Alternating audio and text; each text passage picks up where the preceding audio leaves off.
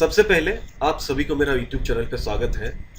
इस वीडियो में मैं आपको NISM सीरीज 8 यानी इक्विटी डेरिवेटिव सर्टिफिकेशन एग्जामिनेशन के बारे में बताऊंगा। और जैसे कि मैंने कहा कि इस सर्टिफिकेशन का हर एक चैप्टर में स्टेप बाय स्टेप डिस्कशन करूंगा, तो इस वीडियो में चैप्टर 7 यानी introduction to clearing and settlement system के बारे में बताऊंगा। इस चैप्टर का वेटेज है 10, यानी इस चैप्टर से आपको एग्जाम में 10 क्वेश्चन मिल सकती है। तो चलिए आगे बढ़ते हैं। तो चलिए सबसे पहले एजेंडा के बारे में बात करते हैं। एजेंडा में सबसे पहले रहेगा क्लियरिंग मेंबर एंड मैकेनिज्म के बारे में। इसके बारे में आपको जानकारी दूंगा। इसके बाद मैं आपको बताऊंगा इंटरऑपरेबिलिटी ऑफ क्लियरिंग कॉर्पोरेशन के बारे में। इसके बाद मैं आपको बताऊंगा सेटलमेंट मैकेनिज्म कैसे होती है और सेटलमेंट रिलेटेड रिस्क मैनेजमेंट कैसे की जाती है। नेक्स्ट में मैं डिस्कशन करूंगा स्पैन मार्जिन कैसे होती है और M2M जो मार्जिन होती है उसको कैसे मेंटेन की जाती है। इसके बाद मैं आपको बताऊंगा पोजीशन लिमिट्स के बारे में, ये लिमिट्स कैसे सेट होती है। नेक्स्ट मैं डिस्कशन करूंगा इसमें कहाँ पे वायलेशन होती है, अगर किसी भी तरह की वायलेशन होती है तो उसमें पेनल्टी किस तरह लगती है, और आखिर में मैं आपको बताऊंगा सेटलमेंट गारंटी फंड के बारे में और इन्वेस्टर प्रोटेक्शन फंड के बारे में। तो ये है एजेंडा। चलिए आगे बढ़ते हैं। तो एजेंडा के हिसाब से सबसे पहला टॉपिक है clearing member and clearing mechanism, यानी यहाँ पर मैं डिस्कशन करूंगा कि क्लियरिंग मेंबर किस तरह काम करती है और क्लियरेंस कैसे होती है। तो एक क्लियरिंग मेंबर का बहुत बड़ा इंपॉर्टेंट रिस्पॉन्सिबिलिटी रहती है अगर किसी भी तरह की फ्यूचर ऑप्शन में एक्सचेंज में कोई ट्रेड होती है। अगर कोई भी ट्रेडिंग मेंबर अपना ट्रेड एग्जीक्यूट करते हैं तो उस ट्रेड को क्लियरिंग मेंबर उसको क्लियर भी करती है और सेटल भी करती है। यही है सबसे बड़ा जिम्मेदारी एक क्लियरिंग मेंबर की। तो जब कोई क्लियरिंग मेंबर किसी भी तरह की ट्रेड को क्लियरिंग करती है और सेटलमेंट करती है, उसमें 3 तरह का एक्टिविटी होती है। तो चलिए देखते हैं वो 3 तरह का एक्टिविटी क्या है। सबसे पहला एक्टिविटी है क्लियरिंग करना, जहां पर एक क्लियरिंग मेंबर चेक करती है कि ट्रेडिंग मेंबर ने क्या क्या ट्रेड डाला, तो उसका सारे पोजीशन को चेक करते हैं और उसका ऑब्लिगेशन क्या है उसको कंप्यूट करते हैं, निर्धारित करते हैं कि इतने अमाउंट की ऑब्लिगेशन है। इसके बाद नेक्स्ट जो एक्टिविटी है वो है सेटलमेंट करना। यही सबसे बड़ा इंपॉर्टेंट प्लेस है जहां पर एक्चुअल सेटलमेंट होती है और ये सेटलमेंट क्लियरिंग मेंबर करवाती है। और आखिर में जो सबसे इंपॉर्टेंट है वो रिस्क मैनेजमेंट। रिस्क मैनेजमेंट में देखा जाता है कि ट्रेडिंग मेंबर ने जितने भी ट्रेड डाले हैं उसके हिसाब से पोजीशन जितना लिया गया है उसमें अपफ्रंट डिपॉजिट कितनी है और मार्जिन कितनी है। इसका प्रॉपर पोजीशन लिमिट का सेटअप किया जाता है और इसको कंटिन्यूअस बेसिस में पोजीशन को मॉनिटर की जाती है। देखिए इंडिया में बेसिकली 3 टाइप के क्लियरिंग मेंबर हैं और क्लियरिंग मेंबर के बारे में मैं लास्ट वीडियो में मैं डिटेल्स में डिस्कशन की। आप चाहे तो मेरा लास्ट वीडियो आप देख सकते हैं। यहाँ पर मैं थोड़ी सी आइडिया देने वाला हूँ ताकि आपको याद रहे। जैसे कि मैंने कहा कि इंडिया में 3 तरह का क्लियरिंग मेंबर होती है। सबसे पहला जो इंपॉर्टेंट क्लियरिंग मेंबर है वो सेल्फ क्लियरिंग मेंबर। देखिए नाम से ही पता चलता है कि सेल्फ क्लियरिंग, ये ऐसा एक क्लियरिंग मेंबर है जो अपना खुद का जो ट्रेड है ओन अकाउंट में या फिर अपना जो क्लाइंट से ट्रेड करती है, एग्जीक्यूट करती है ट्रेड को, उसी को क्लियर करती है और सेटल भी करती है। दूसरी इंपॉर्टेंट टाइप जो क्लियरिंग मेंबर है ट्रेडिंग मेंबर कम क्लियरिंग मेंबर। इस तरह का क्लियरिंग मेंबर अपना जो ट्रेड है उसको क्लियर एंड सेटल करती है, उसके साथ साथ दूसरी ट्रेडिंग मेंबर या फिर कस्टोडियल पार्टिसिपेंट्स का भी ट्रेड क्लियर भी करती है और सेटल भी करती है। और लास्ट जो इंपॉर्टेंट क्लियरिंग मेंबर है वो है प्रोफेशनल क्लियरिंग मेंबर। इस तरह का क्लियरिंग मेंबर सिर्फ ट्रेडिंग मेंबर के द्वारा जो ट्रेड एग्जीक्यूट होती है उसी को क्लियर एंड सेटल करती है। आशा करता हूं क्लियरिंग मेंबर की जो क्लासिफिकेशन है वो आपको समझ में आया। अब मैं आपको क्लियरिंग बैंक के बारे में बताऊंगा। देखिए जितने भी clearing member Indian stock market में काम करती है वो सारे के सारे क्लियरिंग मेंबर एक सेपरेट बैंक अकाउंट ओपन करती है। अगर कोई trading members future option segment में ट्रेड करती है तो उसका फंड को सेटल करने के लिए उसी बैंक अकाउंट यूज होती है। इसीलिए ये मैंडेटरी है, सभी क्लियरिंग मेंबर को एक सेपरेट बैंक अकाउंट ओपन करना पड़ेगा। अब इस तरह का बैंक अकाउंट कौन प्रोवाइड करते हैं? Clearing corporation designated clearing bank जो होती है वही इस तरह का अकाउंट प्रोवाइड कर सकती है। अब सवाल है क्लियरिंग बैंक कैसे बन सकती है, उसके लिए टर्म्स कंडीशन क्या है। तो चलिए मैं एक एक करके बताता हूँ। तो क्लियरिंग बैंक बनने के लिए जो कंडीशन है, सबसे पहली कंडीशन है क्लियरिंग बैंक का नेट वर्थ कम से कम 300 लाख होना पड़ेगा। अगर कोई क्लियरिंग बैंक चाहता है कि सिर्फ जो ट्रेड खुद की ट्रेड है उसी को क्लियर करना है और सेटल करना है, तो ऐसे केसेस में 300 लाख की जरूरत नहीं है। तो ऐसे केसेस में मिनिमम नेट वर्थ 100 लाख होने से भी काम बन जाती है। दूसरी इंपॉर्टेंट जो कंडीशन है, एक सिक्योरिटी डिपॉजिट अमाउंट देना पड़ता है, वो 50 लाख रुपए की है और वो क्लियरिंग कॉर्पोरेशन को देना पड़ता है। और तीसरी इंपॉर्टेंट जो कंडीशन है, अगर कोई क्लियरिंग कॉर्पोरेशन किसी भी तरह की एक्स्ट्रा ट्रेडिंग मेंबर ऐड करना चाहते हैं, तो ऐसे केसेस में अलग से 10 लाख रुपए की हर एक ट्रेडिंग मेंबर के लिए एडिशनल सिक्योरिटी डिपॉजिट देनी पड़ती है। अभी मैं आपको क्लियरिंग मैकेनिज्म के बारे में बताऊंगा। देखिए, क्लियरिंग मैकेनिज्म ऐसी प्रोसेस है जहां पर एक क्लियरिंग मेंबर कैलकुलेट करती है कि उसके पास कितने ओपन पोजीशन है और कितने ऑब्लिगेशन है। यही है फर्स्ट स्टेप। लेकिन सवाल है, एक क्लियरिंग मेंबर किस तरह अपना ओपन पोजीशन और ऑब्लिगेशन कैलकुलेट करती है। तो ये समझने के लिए आपको दूसरी पॉइंट चेक करना पड़ेगा। एक क्लियरिंग मेंबर के पास ओपन पोजीशन होती है, उसके पास जितने भी ट्रेडिंग मेंबर है उसका टोटल ओपन पोजीशन और जितने भी कस्टोडियल पार्टिसिपेंट्स की ओपन पोजीशन है, सब ओपन पोजीशन मिलाकर एक क्लियरिंग मेंबर की ओपन पोजीशन होती है। अब सवाल है, ट्रेडिंग मेंबर का ओपन पोजीशन कैसे कैलकुलेट करें। एक ट्रेडिंग मेंबर का ओपन पोजीशन कैलकुलेट करने के लिए एकदम लास्ट पॉइंट आपको समझना होगा। एक ट्रेडिंग मेंबर का ओपन पोजीशन का मतलब है सम ऑफ प्रोप्राइटरी ओपन पोजीशन, यानी जितने भी प्रोप्राइटरी है ओपन पोजीशन वो पहले कैलकुलेट की जाएगी। उसके साथ साथ क्लाइंट ओपन लॉन्ग पोजीशन को चेक किया जाता है और उसके साथ साथ क्लाइंट ओपन शॉर्ट पोजीशन भी चेक किया जाता है। इन सारे ओपन पोजीशन मिलाकर एक ट्रेडिंग मेंबर का ओपन पोजीशन होती है। अब सवाल है, प्रोप्राइटरी ओपन पोजीशन कैसे कैलकुलेट की जाती है। उसके लिए आपको ये पॉइंट समझना पड़ेगा। प्रोप्राइटरी ओपन पोजीशन का मतलब ये नेट बेसिस में कैलकुलेट होती है, यानी कितने टोटल बाई पोजीशन है और कितने टोटल सेल पोजीशन है, उसको माइनस करने के बाद ही नेट बेसिस में पोजीशन कैलकुलेट होती है। यानी सिंपल रूप में अगर देखें, प्रोप्राइटरी पोजीशन पहले कैलकुलेट की जाती है, उसके साथ साथ क्लाइंट का ओपन लॉन्ग पोजीशन और ओपन शॉर्ट पोजीशन भी चेक की जाती है। टोटल पोजीशन को ट्रेडिंग मेंबर का ओपन पोजीशन कहा जाता है। इस तरह एक क्लियरिंग मेंबर के पास जितने भी ट्रेडिंग मेंबर होती है, सबका टोटल पोजीशन को मिलाकर क्लियरिंग मेंबर की ओपन पोजीशन होती है। तो चलिए आगे बढ़ते हैं। अभी मैं आपको इंटरऑपरेबिलिटी ऑफ क्लियरिंग कॉर्पोरेशन के बारे में बताऊंगा। देखिए, 2018 में सेबी ने इंटरऑपरेबिलिटी का फ्रेमवर्क का प्रपोजल लाई, जहां पर क्लियरिंग कॉर्पोरेशन को ये प्रपोजल दी गई है और इसका एग्जीक्यूशन 2019 को हुई। अब प्रपोजल में क्या था, तो उसको समझने की कोशिश करते हैं। अगर किसी भी एक्सचेंज में कोई ट्रेड एग्जीक्यूट होती है, उसको दूसरे एक्सचेंज का कोई क्लियरिंग कॉर्पोरेशन क्लियर और सेटल दोनों कर सकते हैं। एज फॉर एग्जाम्पल मान लेते हैं, बीएससी में फ्यूचर का कोई ट्रेड एग्जीक्यूट हुई है, एनएससी का कोई क्लियरिंग कॉर्पोरेशन आके उसको क्लियर और सेटल कर सकती है। इसके लिए ब्रोकर को एक सिंगल क्लियरिंग कॉर्पोरेशन चूज करना पड़ेगा, उसका अपना जो ट्रेड्स है उसको क्लियर और सेटल करने के लिए। इससे पहले क्या होता था कि जिस एक्सचेंज में आप ट्रेड एग्जीक्यूट की है, उसी एक्सचेंज का क्लियरिंग कॉर्पोरेशन के द्वारा उसी ट्रेड को क्लियर और सेटल करना था। इसके लिए ट्रेडिंग मेंबर को बहुत सारे मार्जिन और कोलेटरल देना पड़ता था। लेकिन इंटरऑपरेबिलिटी ऑफ क्लियरिंग कॉर्पोरेशन होने के बाद, यानी 2019 से, ये सारे काम आसान हो गए। एक ट्रेडिंग मेंबर को बहुत सारे क्लियरिंग कॉर्पोरेशन के साथ काम नहीं करना पड़ता है। एक ही सिंगल क्लियरिंग कॉर्पोरेशन के साथ काम करके भी अपना जो भी ट्रेड्स है उसको क्लियर और सेटल कर सकते हैं। इंडिया का जो स्टॉक एक्सचेंज है वो अपना क्लियरिंग कॉर्पोरेशन रखती है, एक्सचेंज में जो भी ट्रेड एग्जीक्यूट होती है उसको क्लियर और सेटल करने के लिए।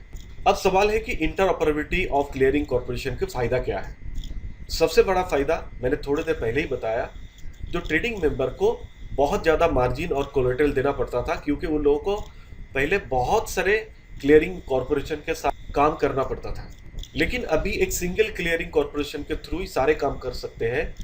अलग अलग एक्सचेंज में भी ट्रेड सेटल कर सकते हैं, उसको क्लियर कर सकते हैं। इसीलिए ट्रेडिंग कॉस्ट बहुत ही कम हो जाती है। उसके साथ साथ मार्केट के जो पार्टिसिपेंट्स है, उसका जो कैपिटल रिसोर्स है, उसको भी प्रॉपर तरीके से उसको यूटिलाइज किया जा सकता है। देखिए, एक क्लियरिंग मेंबर का 3 तरह का एक्टिविटी होता है, वो मैंने पहले ही बताया।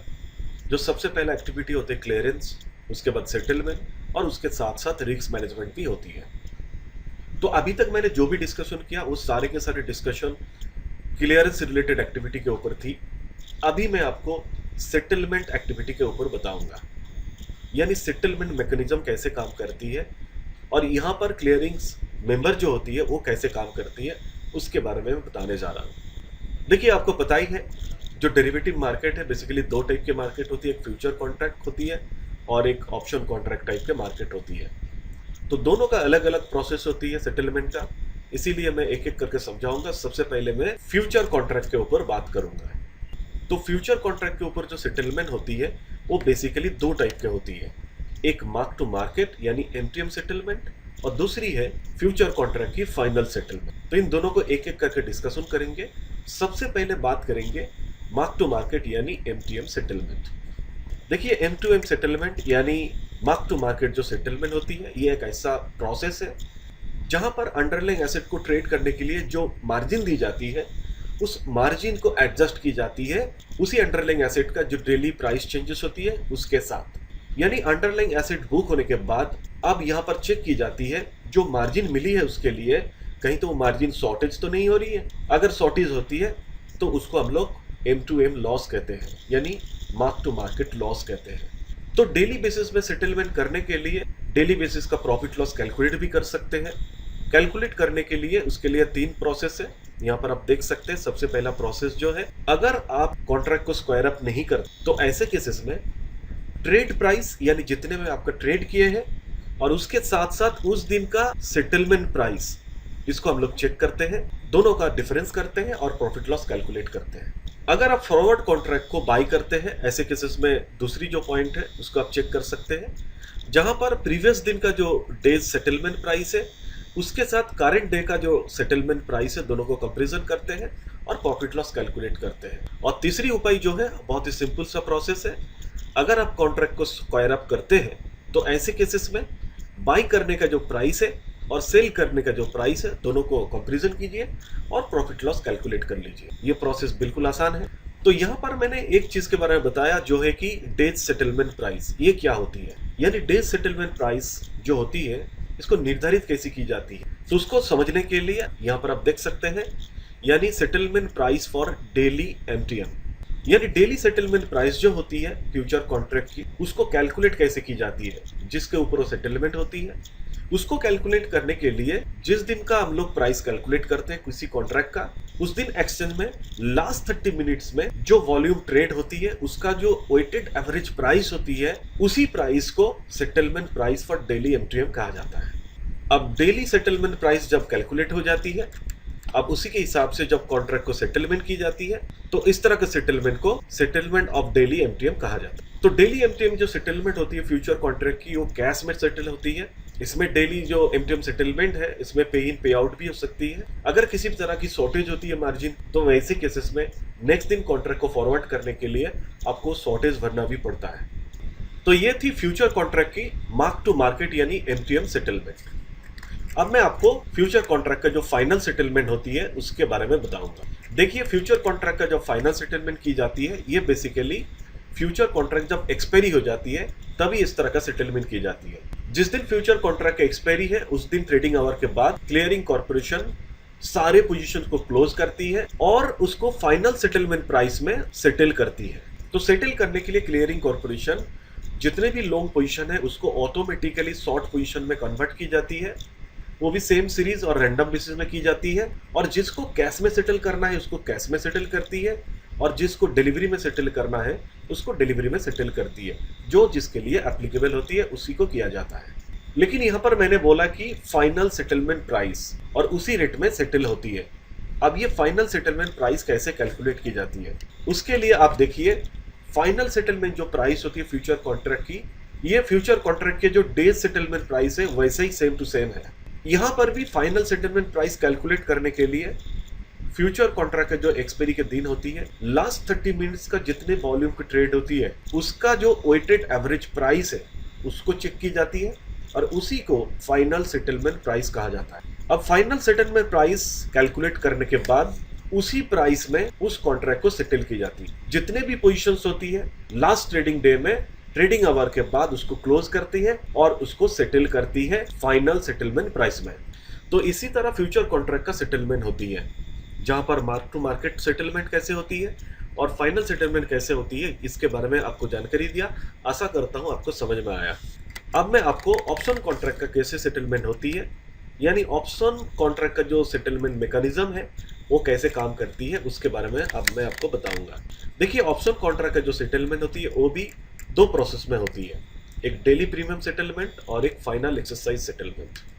तो चलिए एक एक करके बात करते हैं। सबसे पहले बात करेंगे डेली प्रीमियम सेटलमेंट कैसे होती है। देखिए, डेली प्रीमियम सेटलमेंट में आपको पता ही है, अगर कोई ऑप्शन में काम करना चाहता है तो ऑप्शन बायर प्रीमियम पे करते हैं और ऑप्शन सेलर प्रीमियम को रिसीव करते हैं।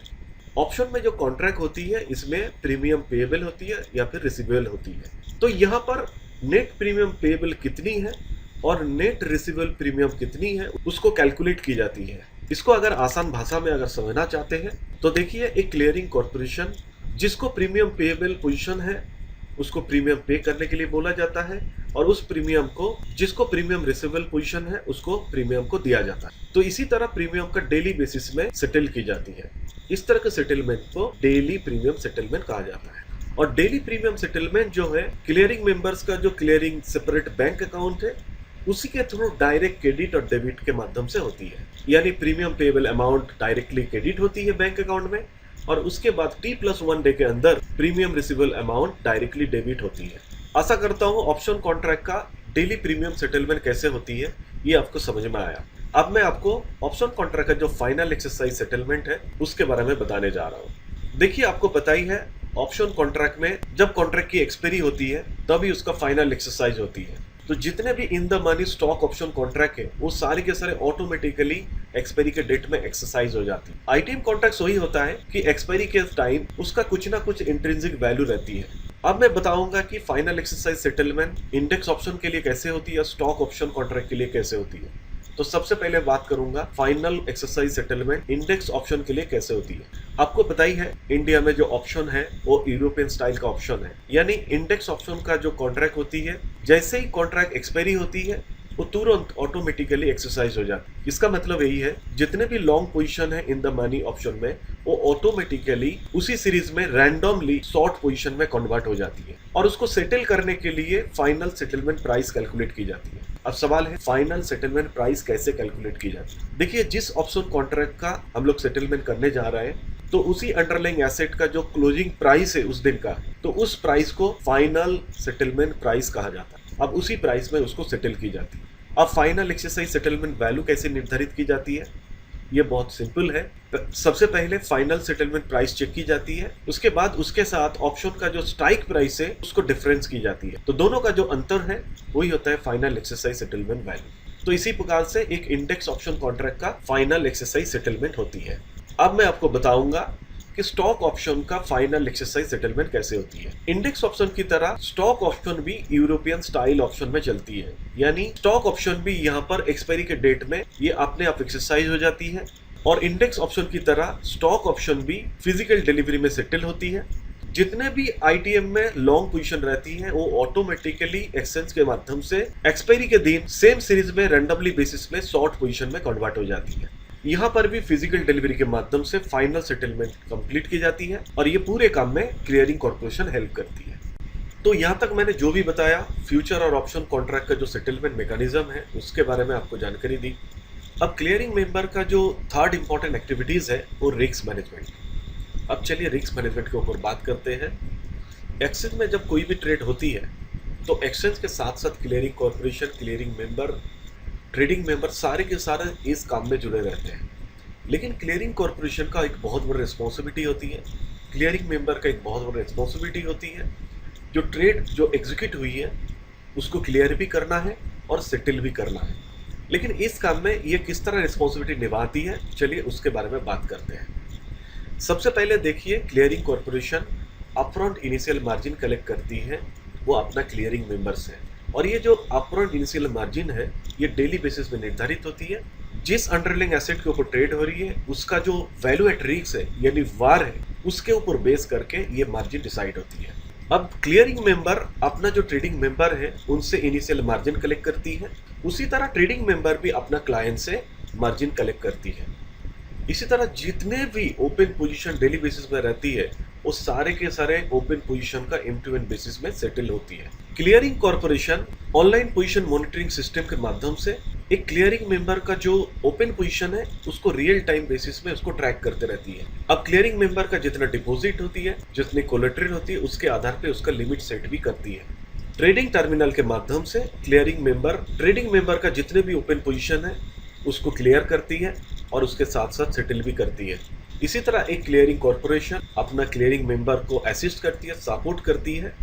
कोई भी ट्रेडिंग मेंबर अगर अपना लिमिट को एक्सीड कर जाए तो वैसे केसेस में क्लियरिंग मेंबर को क्या करना चाहिए, क्लियरिंग कॉर्पोरेशन उसको हेल्प करती है, बताती है। जो कोई डेरिवेटिव मार्केट में ट्रेड करना चाहते हैं, अगर किसी भी तरह की डेरिवेटिव मार्केट में, फ्यूचर में या फिर ऑप्शन में आप अगर ट्रेड एग्जीक्यूट करना चाहते हैं तो उसके लिए आपको थोड़ी सी अमाउंट देना पड़ता है, थोड़ी सी पेमेंट करना पड़ता है। इस तरह की पेमेंट का नाम है मार्जिन। अब मार्जिन कितने टाइप की होती है, कैसे काम करती है, कितनी अमाउंट की मार्जिन होती है, कौन कलेक्ट करती है, तो इन सारी चीज़ के ऊपर स्टेप बाय स्टेप डिस्कस करते हैं। सबसे पहली जो इम्पोर्टेंट मार्जिन है, इनिशियल मार्जिन। इस तरह की मार्जिन की ज़रूरत पड़ती है जो 1 डे टाइम होराइजन में, यानी एक दिन का ट्रेडिंग में 99% वैल्यू एट रिस्क यानी वार के ऊपर इसको कैलकुलेट की जाती है। इस तरह का मार्जिन को कैलकुलेट करने के लिए क्लियरिंग कॉर्पोरेशन की ज़रूरत होती है। क्लियरिंग कॉर्पोरेशन मार्जिन को कैलकुलेट करती है और क्लियरिंग मेंबर इस तरह का मार्जिन ट्रेडिंग मेंबर से कलेक्ट करती है और ट्रेडिंग मेंबर भी अपना क्लाइंट से इस तरह की मार्जिन कलेक्ट करती है। तो नाम से ही पता चलता है ये इनिशियल मार्जिन है। ऑर्डर को प्लेस करने के लिए जो पहली मार्जिन जरूरत होती है वो इनिशियल मार्जिन है। अब दूसरी इंपॉर्टेंट मार्जिन है प्रीमियम मार्जिन। देखिए, इनिशियल मार्जिन की तरह क्लाइंट लेवल पे इस तरह की मार्जिन अप्लाई होती है, जिसका प्रीमियम मार्जिन बेसिकली ऐसा एक प्रीमियम अमाउंट है जब क्लाइंट लेवल पे प्रीमियम को सेटलमेंट करना पड़ता है तो इस तरह की प्रीमियम अमाउंट क्लियरिंग कॉर्पोरेशन को देना पड़ता है, तो उसके हिसाब से कॉन्ट्रैक्ट को सेटल की जाती है। नेक्स्ट इंपॉर्टेंट मार्जिन है डिलीवरी मार्जिन। नाम से ही पता चलता है कोई भी कॉन्ट्रैक्ट अगर डिलीवरी मोड में अगर सेटल हो रही है तो उसके लिए आपको जो मार्जिन देना पड़ता है, तो इस तरह का मार्जिन को डिलीवरी मार्जिन कहते हैं। Delivery margin basically clearing member का जो इनिशियल मार्जिन है उसी का एक पार्ट है। इसको भी जितने भी पोजीशंस आपका सेटलमेंट हो रही है क्लाइंट लेवल पे, उसको डिलीवरी मोड में सेटल करने के लिए जो पैसों की जरूरत पड़ती है उसी को हम लोग डिलीवरी मार्जिन कहते हैं। अब मैं बताऊंगा एक्सपोजर मार्जिन क्या है। देखिए, क्लाइंट लेवल सेटलमेंट ऑब्लिगेशन के ऊपर कैपिटल मार्केट सेगमेंट में वार और एक्सट्रीम लॉस परसेंटेज कैलकुलेट की जाती है। वार का परसेंटेज कितना होगा, एक्सट्रीम लॉस ऑफ मार्जिन कितना परसेंट होगा, ये सब कैलकुलेट की जाती है। तो कैपिटल मार्केट सेगमेंट का हर एक चेंज के साथ साथ मार्जिन रेट भी चेंज हो जाती है। क्लियरिंग मेंबर जब इनिशियल मार्जिन के साथ साथ एक्स्ट्रा कोई एडिशनल मार्जिन चार्ज करती है तो इस तरह का मार्जिन को एक्सपोजर मार्जिन कहते हैं। अभी मैं आपको पीक मार्जिन के बारे में बताऊंगा। देखिए, नाम से ही पता चलता है ये ऐसी एक मार्जिन है जो पीक पॉइंट पे है, यानी हाईएस्ट पॉइंट पे। यानी किसी भी एक ट्रेड का अगर ओपन पोजीशन रहता है उसके लिए जो मैक्सिमम हाईएस्ट मार्जिन रिक्वायरमेंट होती है उसी को पीक मार्जिन कहा जाता है। देखिए, एक ट्रेडर के पास जितने भी अमाउंट होती है, उसके पास पैसा रहता है, उसके ऊपर कितना लिवरेज ले सकते हैं। क्या वो अनलिमिटेड लिवरेज लेकर वो ट्रेड कर सकती है? तो आंसर है ना, नहीं कर सकते। तो किसी भी एक ट्रेडर स्पेकुलेटरी ट्रेडिंग या फिर एक्सेसिव लिवरेज ना ले, इसको कंट्रोल करने के लिए सेबी ने दिसंबर 2020 में एक मैंडेट लाई जहां पर पीक मार्जिन के बारे में बताया गया। कोई भी ट्रेडर के पास अगर ओपन पोजीशन है तो ट्रेड करने के लिए उसको, तो पोजीशन में रहने के लिए उससे हम लोग हाईएस्ट मार्जिन ले सकते हैं जिसको पीक मार्जिन कहा जाता है। तो पोजीशन को होल्ड करने के लिए एक सर्टेन पॉइंट तक हाईएस्ट मार्जिन लिया जा सकता है जिसको पीक मार्जिन कहा जाता है। पीक मार्जिन काफी रिस्की होती है, इसीलिए ब्रोकर अपने ट्रेडर से अपफ्रंट पीक मार्जिन कलेक्ट करते हैं। अगर किसी भी कारण के वजह से ब्रोकर अपना ट्रेडर से पीक मार्जिन कलेक्ट नहीं कर पाती तो ऐसे केसेस में ब्रोकर के ऊपर भी पेनल्टी लग सकती है। नेक्स्ट इंपॉर्टेंट मार्जिन है क्रॉस मार्जिन।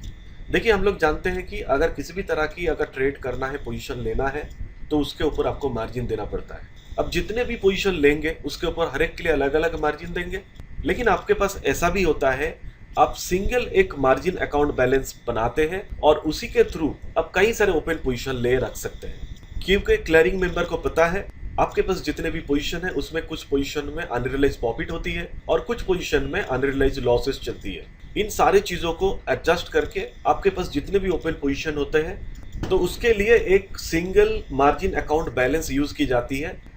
आशा करता हूं आप बहुत अच्छा सीख रहे हैं। तो चलिए आगे बढ़ते हैं। अभी मैं आपको पोजीशन लिमिट्स के बारे में बताऊंगा। देखिए, नाम से ही पता चलता है लिमिट ऑन पोजीशन, उसी को पोजीशन लिमिट कहा जाता है। यानी आप ट्रेडर हो, डेरिवेटिव में ट्रेड करना चाहते हो, और आप कितने पोजीशन ले सकते हैं। क्या अनलिमिटेड पोजीशन ले सकते हैं? तो आंसर है नहीं, आप अनलिमिटेड पोजीशन नहीं ले सकते। पोजीशन की एक लिमिट होती है, चाहे आप जितने भी ज़्यादा पैसा दे दें कोई दिक्कत नहीं है, लेकिन आप एक सर्टेन लेवल तक ही आप पोजीशन ले सकते हैं। अब कितने पोजीशन ले सकते हैं, इसका अलग अलग लेवल पे अलग अलग कंडीशन होती है। तो कितने टाइप के पोजीशन लिमिट है? सबसे पहला पोजीशन लिमिट है क्लाइंट लेवल का पोजीशन लिमिट है, दूसरा है trading member wise position limit है, और तीसरा आखिरी जो पोजीशन लिमिट है मार्केट वाइड पोजीशन लिमिट है। इसको हम लोग इन शॉर्ट MWPL भी कह सकते हैं। तो चलिए इन सारे चीज को एक एक करके डिस्कस करें। सबसे पहले बात करेंगे क्लाइंट लेवल पोजीशन लिमिट के ऊपर, यानी एक क्लाइंट मैक्सिमम कितना पोजीशन ले सकते हैं। तो चलिए देखते हैं। एक स्पेसिफिक कस्टमर अगर डेरिवेटिव में ट्रेड करना चाहते हैं तो उसके पास कितने ओपन पोजीशन हो सकते हैं। तो ग्रॉस ओपन पोजीशन कैलकुलेट करने के लिए दो कंडीशन है। उसका मैक्सिमम पोजीशन हो सकता है फ्री फ्लोट मार्केट कैपिटलाइजेशन की 1% से ज्यादा नहीं हो सकती, ये पहली कंडीशन है। और दूसरी कंडीशन है एक्सचेंज का जो अंडरलाइंग स्टॉक्स है जिसके ऊपर ट्रेड की जा रही है उसका 5% ओपन इंटरेस्ट के ऊपर ज्यादा नहीं हो सकती। तो यही उसका मैक्सिमम लिमिटेशन है। अब देखते हैं कि trading member wise position limit क्या होती है। देखिए इसका अलग अलग एसेट के लिए अलग अलग होती है। सबसे पहले देखते हैं कि इंडेक्स फ्यूचर में कंडीशन क्या है। ट्रेडिंग मेंबर का पोजीशन लिमिट होती है इंडेक्स 500 करोड़ और 15% of total open interest in the market. Index future contract का इन दोनों में से जो ज्यादा है वही उसका मैक्सिमम पोजीशन लिमिट होती है। इंडेक्स ऑप्शन का भी सेम ही कंडीशन है। ट्रेडिंग मेंबर का जो मैक्सिमम पोजीशन लिमिट होती है वो 500 करोड़ और 15% of total open interest. Equity index option contract का जो है इन दोनों में से ज्यादा है वही इसका मैक्सिमम लिमिट होती है, लेकिन इंडिविजुअल सिक्योरिटीज के लिए अलग होती है। अब देखते हैं कि इंडिविजुअल सिक्योरिटीज के ऊपर किस तरह की कंडीशन है। देखिए इंडिविजुअल सिक्योरिटी यानी फ्यूचर ऑप्शन दोनों मिलाकर मैं कह रहा हूँ, उसका पोजीशन लिमिट इस तरह डिसाइड होती है कि एक्सचेंज में मार्केट वाइड पोजीशन लिमिट यानी MWPL जितना रहता है उसका 20% एक ट्रेडिंग मेंबर के लिए मैक्सिमम पोजीशन लिमिट होती है। अब देखते हैं कि मार्केट वाइड पोजीशन लिमिट क्या है यानी MWPL क्या है। ये बहुत ही सिंपल कॉन्सेप्ट है। देखिए फ्यूचर ऑप्शन में अगर कोई ट्रेड करना चाहते हैं किसी सिक्योरिटीज के ऊपर तो उसके लिए आपको MWPL देखना पड़ेगा। किसी एक कंपनी के पास जितने भी ट्रेडेबल शेयर्स होती है जिसको हम लोग फ्री फ्लोट शेयर कहते हैं उसका 20% MWPL होना चाहिए, यानी मार्केट वाइड पोजीशन लिमिट होना चाहिए।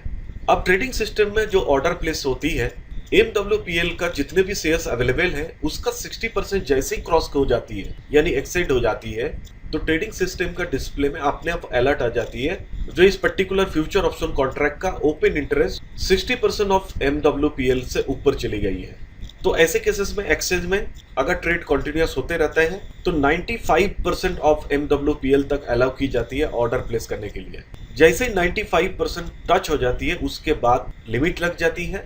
जैसे 95% ऑफ MWPL का लिमिट टच हो जाती है तो ऐसे केसेस में नए फ्रेश ऑर्डर आप नहीं लगा सकते, तो मार्केट को फ्रीज कर दी जाती है। जब तक ना एग्जिस्टिंग पोजीशन स्क्वायर अप होकर 80% तक डाउन हो तब तक मार्केट दोबारा ओपन नहीं होती। इसीलिए आपको इंतजार करना पड़ेगा। जो MWPL जब तक ना 80% या फिर उससे नीचे आए तब तक आप नया ऑर्डर प्लेस नहीं कर सकते। अब बात करते हैं वायलेशन और पेनल्टी के बारे में। अगर कोई क्लियरिंग मेंबर और trading member non compliance of any provision of rules by law और रेगुलेशन इसको फॉलो नहीं करते तो ऐसे केसेस में क्लियरिंग मेंबर और ट्रेडिंग मेंबर को पेनलाइज किया जा सकता है उसका वायलेशन के कारण के वजह से। तो यहाँ पर आप देख सकते हैं कुछ कंप्लायंस लैब्स है जिसकी वजह से पेनल्टी लग सकती है, जैसे कि non fulfilment of initial margin obligation, non fulfilment of settlement obligation, non fulfilment of securities deliverable obligation, non fulfilment of minimum deposit requirement, exposure margin violation, position limit violation, misutilisation of trading member, constituent, client collateral और deposits, violation of exercise position, short और non reporting of client margin और MWPL violation. इस तरह की किसी भी तरह की अगर वायलेशन होती है तो ऐसे केसेस में पेनलाइज किया जा सकता है। अब मैं आपको बताऊंगा सेटलमेंट गारंटी फंड और इन्वेस्टर प्रोटेक्शन फंड के बारे में। सबसे पहले बताऊंगा सेटलमेंट गारंटी फंड क्या है। तो सेटलमेंट गारंटी फंड ऐसा एक फाइनेंशियल रिजर्व है जिसको क्लियरिंग कॉर्पोरेशन मेंटेन करते हैं। अगर कोई ट्रेडिंग मेंबर डिफॉल्ट हो जाते हैं उसका जो ट्रेड है उस ट्रेड को कंप्लीट कर सके और मार्केट की जो इंटीग्रिटी है उसको प्रोटेक्ट कर सके। अगर किसी भी तरह की डेरिवेटिव में ट्रेडिंग होती है तो इस तरह की जो सेटलमेंट गारंटेड फंड है तो एक क्रिटिकल बफर के रूप में काम करती है लीजिटिमेट ट्रांजैक्शन को सेटल करने के लिए। इसी तरह सिस्टमेटिक रिस्क को भी प्रिवेंट कर सकते हैं। दूसरी एंड आखिरी इंपॉर्टेंट जो पॉइंट है वो है इन्वेस्टर प्रोटेक्शन फंड। इसके बारे में बात करते हैं। इन्वेस्टर प्रोटेक्शन फंड ऐसा एक फंड है जो बेसिकली किसी भी ट्रेडिंग मेंबर यानी ब्रोकर का फॉल्ट के वजह से या फिर ब्रोकर का फेलियर के वजह से अगर किसी भी इन्वेस्टर को फाइनेंशियल लॉस हो जाती है तो वैसे केसेस में इन्वेस्टर को इस तरह की फंड के द्वारा उसको सेफ्टी प्रोवाइड की जाती है। भारत में इस तरह की फंड एक्सचेंज द्वारा सेटअप की गई है और एक्सचेंज इसको मैनेज भी करती है। तो इस तरह का फंड को एक्सचेंज मैनेज करने के लिए सेबी का जो गाइडलाइंस है उसको फॉलो भी करती है और उसको मेंटेन भी करती है।